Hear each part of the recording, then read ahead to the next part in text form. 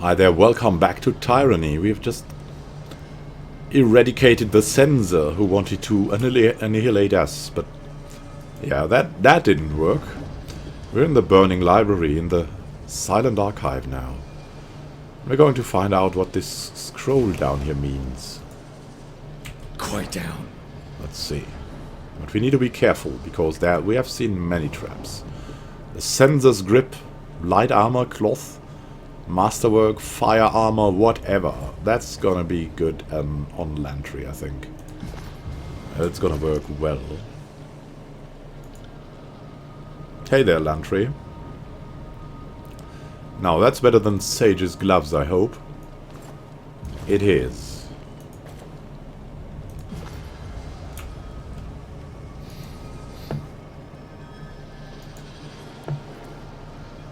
Do we need to rest before that? Maybe we should.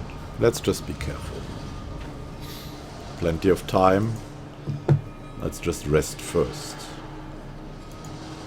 Also look at the surroundings first before going to this.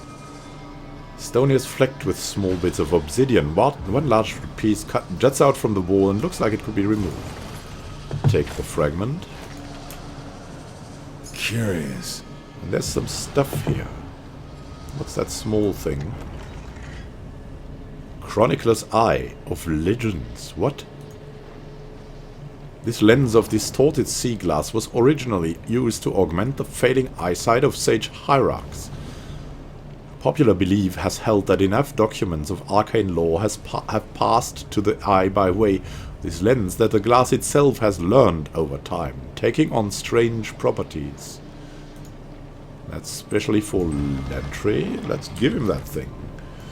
It seems awesome with 10% will defense, 10% lore. So maybe let's remove that. We don't need that frozen shackle. Give him that thing. What's in here? It's not even locked. Come on, guys. Oh, the Staff of Hours. Power has increased. You acquired the Staff of Hours. Is that good?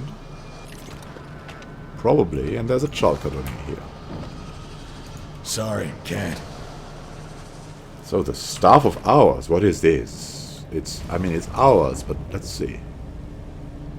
It has an artifact ability, slowing the sands. Dramatically slow enemies in a targeted area. These effects scale with the Staff of Hours' renown. This glowing staff bears the mark of the sages and was wielded by the hierarch of the Vellum Citadel before the Edict of Fire destroyed the ancient library fortress. The staff has passed down unknowable numbers of hands over the centuries, and tradition dictated that every owner imbue it with an expression of their magical aptitude.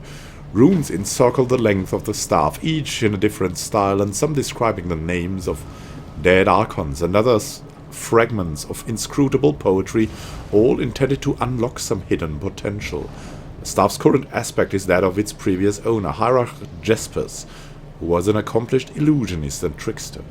The staff has served different purposes through its long career. It was often employed to preserve old documents or repair sections of the citadel. Dark stains around the haft tell of a time when it was dipped in vats of ink, a doomed effort to replicate the magic behind the bottomless cistern of ink known as the Everwell. The Everwell. Distortion, graze deflection, hit deflection. That seems too good to believe for Lantry. Lantry's quill still, but yeah, let's go for the Staff of Hours.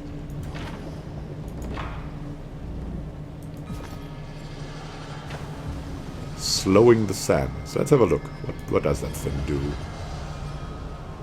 Artifact ability. Here, slowing the sands. Minus 70% action and move speed for 15 seconds. That's crazy. On it. That is definitely crazy. So good we went that way. They won't see me coming. Now, what's in here? We mean well. This knowledge must not be put into the hands of mortals. is here. The altar sits in the middle of a lake of lava, encircled by ritual braziers.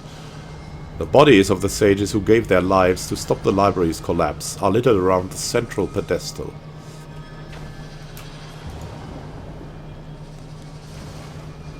So what's here? First Sage Arvel's directives. Sage Torben, Kyros' armies have been rebuffed for now, but it's only a temporary victory. I have no doubt that we might hold these walls a good deal longer, but you must remember that the Overlord aims not to butcher the Citadel's keepers, but to destroy its secrets. Kyros is not omnipotent. Her powers may be known and understood in time, and she rightly fears the knowledge we hoard here. A silent archive must be protected. There's no library in the tiers that is its equal. Nothing else matters, nothing. We may not know the Overlord's plans, but with time and research we can circumvent any of her designs. Of her, so. Kyros is a she. I need you to ensure that we will have that time when the moment is right. Focus your efforts on Sage Stea's theoretical forays into temporal magic, while we wield the right to deny such dangerous experimentation before. Now's the time in which its risks are justified. Gather the Elder Sages and make your way to the lower chambers. You are to remain there until you devise a solution to Stea's problem of scale. Halting the flow of time in a single chamber won't be sufficient if Kyros drowns us all in a storm or hurtles this library into the firmament. You must find a way to encase all of the Citadel in such a spell, should disaster come. Your success isn't optional. This library will be a distant memory if Kyros has her way. Should we both survive, I will be happy to congratulate you on your breakthrough. Until then, get to work. First Sage Arvel. Yeah, oh, interesting. There's something else we could take. And what is this, even? Sage Torben's notes. Sage Litotes, we can't help you with the ringing in your ears just yet. So we'll have to make do until the conflict is over. Yes, Arvel was very explicit in his directives. I know they seem impossible, but that is the situation we face. Everyone that could interpret the Silent Archive died in last night's attack. So we're not getting any assistance in this matter. Thankfully, I do have an idea, one which requires everyone's participation. Scale is the issue. Stea's last experiments only affected as much as a small chamber. I believe that we can amplify the spell's effects by repeating the motions of its sigils as a group.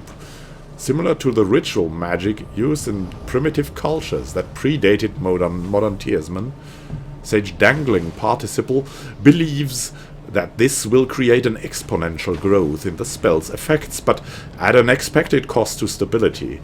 I'm inclined to agree. Also, we have no other ideas. No one else here has your expertise in magical foci.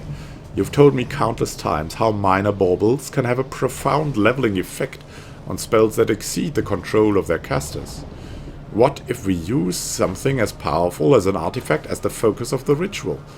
Without one, the energies involved will quickly become chaotic and almost assuredly deadly for all of us. At least with an artifact, there's a chance that Stea's spell will encompass the entire Citadel and put it into a state of stasis, and that was what happened here. Oh man. They're tinkering with time itself. That must be destroyed. That's not right. That's against the law. In my opinion, there's only one artifact to use, and that's the Silent Archive itself. It's clearly the most potent object in this room. Sage Dangling Participle believes that the Staff of Hours will suffice, but I'm not going to leave anything to chance. Better than we use the Silent Archive as our focus now, and figure out how to safely retrieve it later. Nod if you agree after reading this. I really hope that blast didn't take your side as well. So that was also a secret conversation. So they died for preserving this. So what is this? Let's have a look.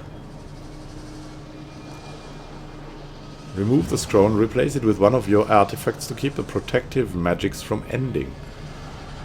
Oh, we could replace it with an artifact. but we could examine it. A nimbus of magical energy surrounds this scroll, which levitates above the central platform. You see characters upon the parchment, but they seem to shift from one language to the next.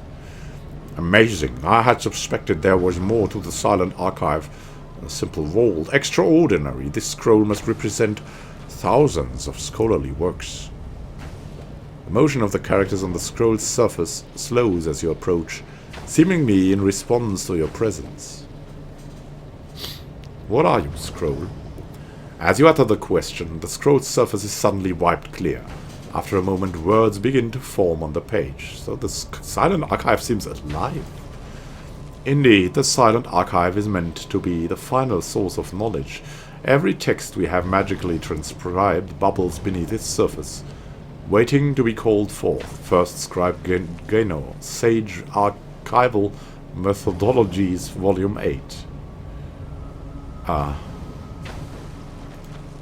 Fatebinder. Should this be true, the silent archive would be worth more than some of the old realms. Passage fades away, only to be replaced by another. The silent archive is the 100-year endeavor of the School of Quill and Ink.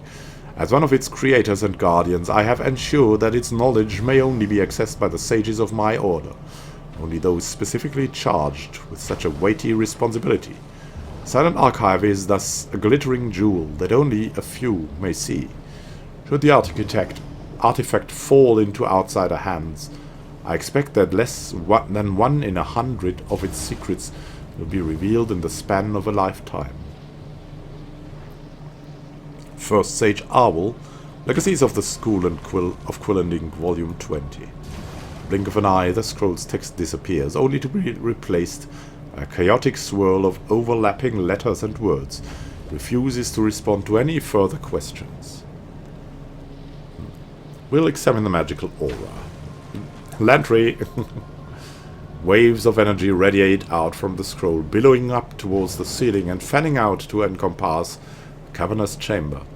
It appears that the silent archive is an active participant in some sort of ongoing spell, one that is likely keeping the burning library standing. Removing the scroll would assuredly have disastrous effects upon the active spell. Oh my god, we could take it. Throw it into the lava. No, we need to analyze first. At least that's what Lantry says. This must be the time stasis spell referenced in Sage Owl's letter. The time stasis spell. Judging by the bodies arrayed around the silent archive, the mages appear to have been successful in their attempts to halt the destruction of Kyros' edict, though they did not survive the process. Identify the spell's focus. Sage Lilotta's experiments with foci clearly paid off. The spell protecting the burning library is operating at a massive scale. Its chaotic energy is currently stabilized by the silent archive itself. We should read the scroll. Parchment's surface is impossible to read, ever shifting and convoluted. You see characters from Old Verdant written over calligraphy of the Northern Empire, which transforms into words used by the nomadic tribes of ancient Azure, then again into phrases of the common tongue of the Tears. It is as if every word ever written or uttered clashes upon the scroll. We'll try to touch the scroll. You reach out to touch the scroll, but as soon as your hand passes through the cloud encasing it, a violent tremor erupts in the hall. The shaking continues for a few seconds and then vanishes. I would proceed cautiously, Fatebinder. Not even these ruins should remain standing after Kyros' edict. I suspect the sages used the silent archive in some way to starve off destruction. Let's leave for now. So I'll ponder upon this riddle a little bit, and maybe we'll throw it into the lava in the next episode. I don't know yet. What will we do? This is a scary scroll. A scary knowledge. So who knows what we should do. Thank you for watching. Happy gaming to you. This is Immanuel signing out.